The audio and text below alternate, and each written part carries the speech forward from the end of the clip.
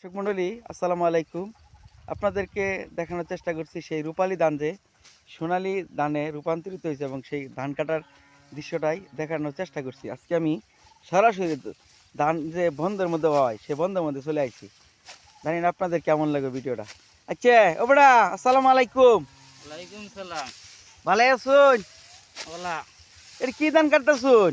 28 আচ্ছা 28 ধানটা যে করছুন এটা কিরম হয়েছে? ফলন তো আল্লাহর মধ্যে ভালোই হয়েছে। 28 দিন ফলন ভালো হয়েছে। ফলন ভালো হয়েছে না? আচ্ছা এই ধানটা কিরম সময় লাগে গো বেচতে বেটা? 90 দিন সময় লাগে। 90 দিন না? যাক মাশাআল্লাহ এই ধানটা বলে 90 দিনের মধ্যেই মোটামুটি কাটুন যা ঠিক না? আচ্ছা এই ধানের চাউলটা কিরম বাটটা কিরম লাগে বেচতে বেটা? চাউল একের চাউল হয়, এর সামনে কোনো আর চাউল হয় না। আচ্ছা ওই বেচতে বেটা বলতেছে যে চাইল বলে একের হয় এর সামনে কোনো আর খাওয়ানো হয় না, অর্থাৎ অনেক স্বাদের ভাত নাকি? তাহলে 28 জাতীয় ধানের বাটটা অনেক স্বাদের, এটাই বলতেছে কৃষক। দেখছো আমরা যদি ধান আবাদ করি আসলে অনেক রকমের ধান আছে, সব ধানই ভালো।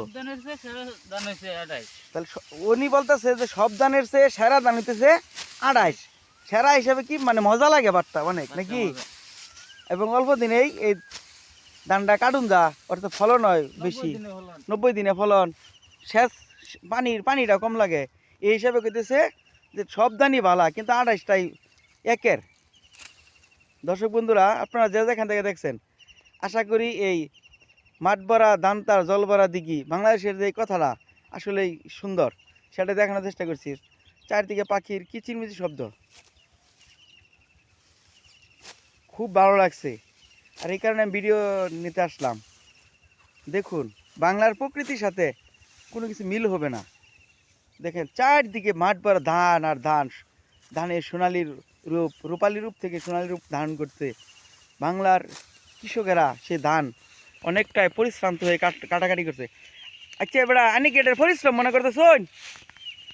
ধান যে কাটতেছেন পরিশ্রম হবে, পরিশ্রম হয়, ফসল করলে তো পরিশ্রম হবে। দেখুন হাসতেছে, এ বেটা বিরাট হাসতেছে, দেখছুন বিরাট ভাবে, কোনো কষ্ট নাই এগর। আল্লাহ তুমি এগর উপর রহমত করো। দেখছুন খেস খেজি কাটতেছে ধান, সেটাই দেখানোর জন্য চেষ্টা করছি। ধানটা যেন আল্লাহ পাক নিরাপদের সাথে কৃষকের বাড়িতে যায় সেটাই বলার জন্য দেখানোর জন্য চেষ্টা করতেছি।